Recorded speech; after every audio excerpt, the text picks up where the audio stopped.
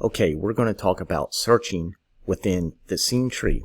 So to do this, what I'm going to do is open a scene here, and it's going to be a larger scene that we have a couple of containers in it so that we can search through it and see. So I'm just going to go ahead and load this example scene up here for us, and you can see as we scroll down through our scene tree and hit the little plus button here that we have a lot of containers throughout this entire scene here, and it would take us a while to search through this if we needed to find particular items or something specifically within all of these containers. So within the scene tree in the upper right, we have a little search option here. So I'm going to close all of my containers here by clicking that little minus sign. It collapses the tree.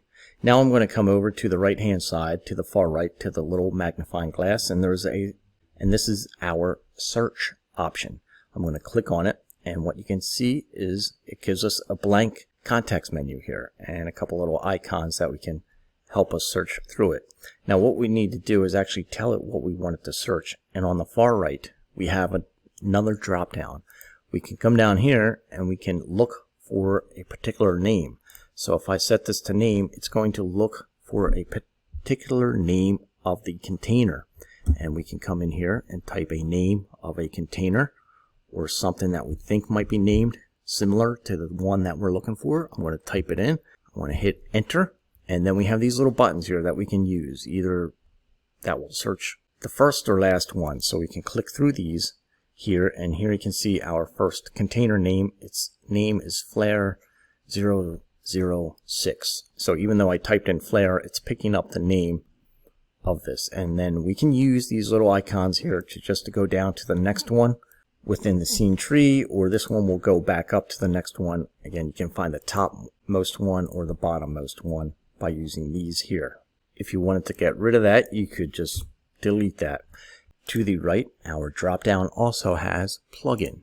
So once we change it to plugin, it gives us this blank box right here. And what that means is that it's waiting for some type of icon or plugin. So in this case, we're going to go down to our plugins here. And let's say that we want to find all the containers that have an expert plugin. So I'm going to drag this up into this box. And there you can see that it automatically highlighted the first container with the expert plugin. Then we can come down, use our arrow keys here to search the next one, and so forth and so on. The other drop down here, we have a color label. So what this will do is search the color labels attached to each container.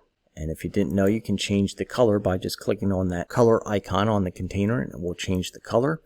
We have a couple of colors, so let's search for one other than our blue color. We can come down and highlight the pink and see if there's any pink in there, and here it finds the pink colored container. With this drop down to the right, again, we also have the visibility, so you can search any container that might be hidden, and that contains this little eyeball right here. So as we go through, we can search through any container that is hidden, and it shows you that the eyeball is crossed off.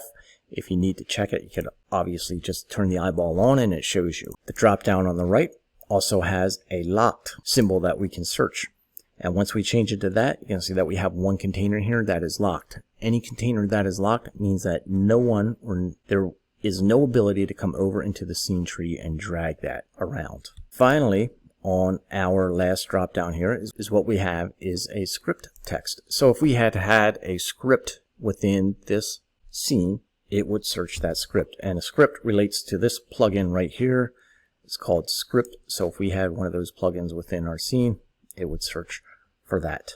Now next to that, there's also an open performance analyzer, and we click on that, we get a couple other options. One, we can search by render time, so which element or which container within the scene tree takes the most time to render, and here it highlights this one, this container here. So this is the one we would be most concerned about with performance issues if we had probably had to adjust some measures here to make this run better.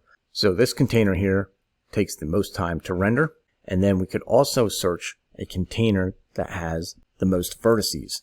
And again, it has our arrows here, so we could come down to the first, second, or third container, whichever one we needed to find that contains the most vertices, and then we could adjust furthermore if need be. Then we have by textures. So if we click on the by textures, that's going to show you the textures which take up the most performance. And if need be, we could click on that texture and address it, apply some detail level or whatever we need to decrease that a little bit. This performance analyzer will help you optimize your scenes to find the particular containers that contain the heaviest amount of data per se, and then help you identify those containers to make the proper adjustments to help your scene run better in real time.